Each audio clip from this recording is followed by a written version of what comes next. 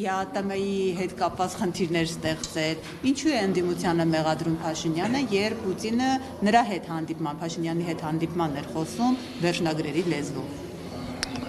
Գիտեք, նորից ունենք մի տրամաբանություն, որը կարծում եմ այս անգամ դժվար թե աշխատի, հերթական անգամ փորձ է անում այս իշխանությունը իր աթոռը պահելու համար, մանևրել, այսպես ասած, երբ որ պետքա դառնում են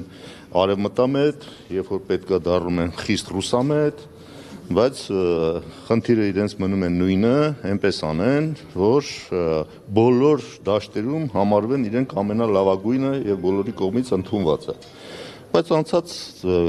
ճանապարհ կա, չէ՞, կատարված գործողություններ կան, կոնկրետ քայլեր կան, որոնք հստակ ցույց են տալիս, որ անհամատեղելի են իրենց հայտարարությունները, իրանց գործերի եւ արարածների հետ կապված։ Եվ իրենք այնքան են արդեն հեռացրել իրարից մեր, այսպես ասած, հարաբերությունների իմաստով վեկտորները դեպի Ռուսաստան եւ դեպի Արևմուտք, որ դժվար են կարողանալու տեղավորվել այդ իրարից հեռացած երկու կողմերում համապատասխանաբար լավագույն ֆավորիտը ճանաչվելու այդ միտումից։ Սա կարծում եմ, որ ակնհայտ է,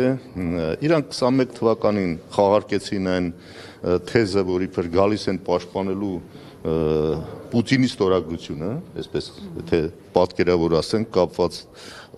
հայտնի նոյեմբերի 9-ի պայմանագրի հետ,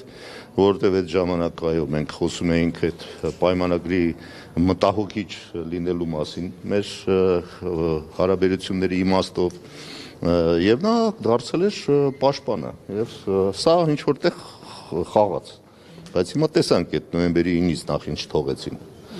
եւ հիմա խոսել, որ իրենք ամենառուսական քաղաքականությունը եւ ռուսական շահերը, այսպես ասած, պաշտպանող ռեժիմն են, դա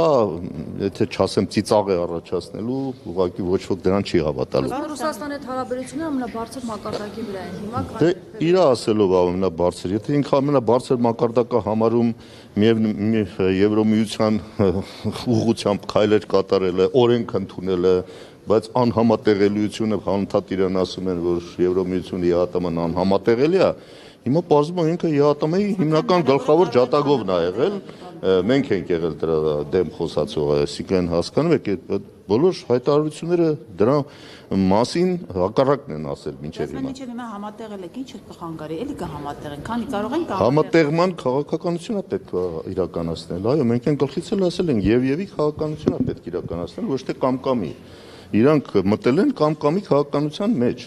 եւ սա միայն հայտարարություններով, խոսքերով լղոզել հնարավոր չի լինելու։